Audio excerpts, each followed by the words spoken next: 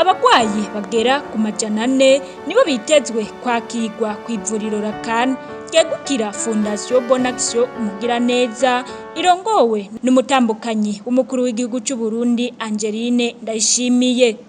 Bishikirizwa na Aimable Sindayikengera umuhuza bikorwa muri Fondation Bonne Action Umugiraneza mu gihe kuri no wa 11 Myandagaro umwaka wa 2026 hari haramutse hatanguzwa isekeza ryo gupima no kuvura ku buntu indwara y'agaharage cataracte mu rurimi rw'igifaransa babifashijwemwo n'abaganga b'abahinga baturuka mu gihugu ca Arabia Saudite.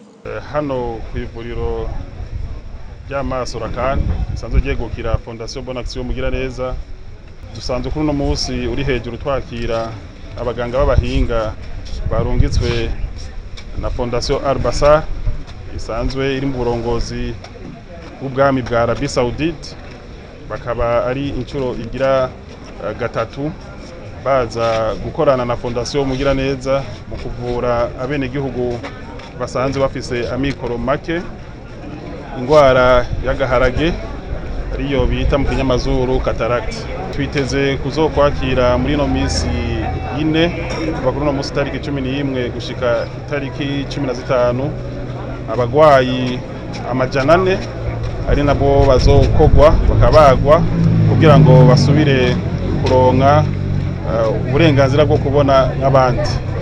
Tukaba dufatiye kano kanya ko gushimira bino shira hamwe y'aba baganga bo mu gihugu cya Arabia Saudite kuko barafasha gose kugira ngo ubuzima bw'umwene gihugu bumererwe neza, dufatiye mu kubaga amaso n'ingwara zindi zisanzwe zifata amaso. Kuko utagira amaso naco wokora cyo kuguteza imbere nyajyahangiro mu igihugu cihaye yuko Burundi buteye imbere kandi bwifashe niwo bishikako mu gihe utabona. Amaso rero nikirumara ku mubiri w'umuntu, cyo bituma rero tubane akanya ko kubashimira tongera dushimira kandi kubwa nyine cyubahira umutambukanyi w'umukuru w'igihugu cyacu Burundi asanzwe arongoye Fondation Umugiraneza kubona yaruguruye imiryango kuri wo wese akeneye gufasha umwene gihugu muto muto ashobore kuza gufasha haba mu bijanye n'ingwara zitandukanye canke mu bindi kugira ngo wa mwene gihugu wa mikoro make ashobore kumererwa neza. Kuri iryo vuriro rero hakaba hakiriwe abantu bavuye mu mihingo itandukanye y'igihugu, aho mbere bipfuza no gushinga amavuriro asanzwe avura ayo maso mu ntara zose z'igihugu.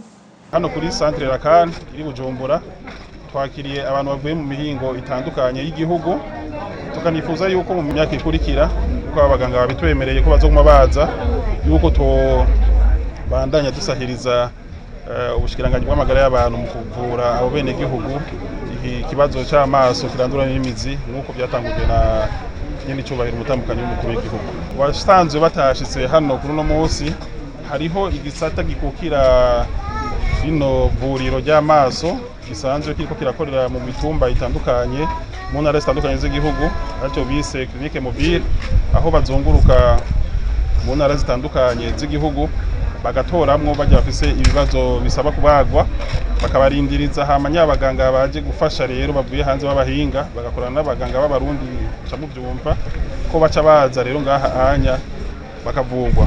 Muri abo bari ngaha ko baravugwa hariyo bagiye baregeranywa nico gisata rero kijejwe kubakurikirana mu mitumbi yo bari bakaca baza kuvurirwa ngaha, kaca hiyongeramo nabo bandi baje bava mu yindi mihingo batashikiriwe. Muri Rakane bivanye n'abakunzi ba Fondation Bonne Action Umugiraneza basanzwe bashigikira ibikorwa bya nyene cyubahiro umutambukanyi w'umukuru w'igihugu, twifuza yuko kiranara koshingwa ibigo bisanzwe bivura amaso uburyo yuko umwa mwene gihugu muto muto yoshikirwa yoronka ubuvuzi bumwegereye.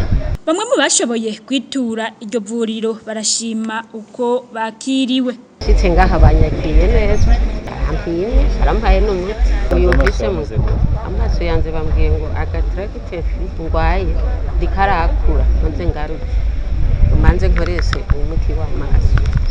Batwakiriye bamaze kunyandikira ko ari kuza kunyopera ijisho, ubuye turindiriye ngo baze kudupima amaraso kubona umuntu akuvura ku buntu nitworo nkuko tubashimira kuko nk'abantu bato bato atanze amafaranga gira nitongo yorigurisha. Umutambukanyi w'umukuru w'igihugu wiyumviriye aba bagira neza kuza kudufasha, tumwipfirije kuroranirwa. Imana imuhezagira, Imana imwongera imigisha. Niho abantu benshi batarose uburyo bwo gushika ino, kuko ubyumvise nko kw'iradiyo ubwo usanga babivuze nk'indwi imwe canke indwi zibiri, hari umuntu ataba yiteguye nk'ubu n'ukwiyunguruza birazimvye, uva nk'ahari uzino hari aho atagafaranga uba ufise. Twasaba bishoboka yuko boshika no mu mavuriro nyene yo hari muri interiyeri kaza kubafasha, ko hariho abataronka akanya ko gushika ino kandi baremvye kubera ubukene.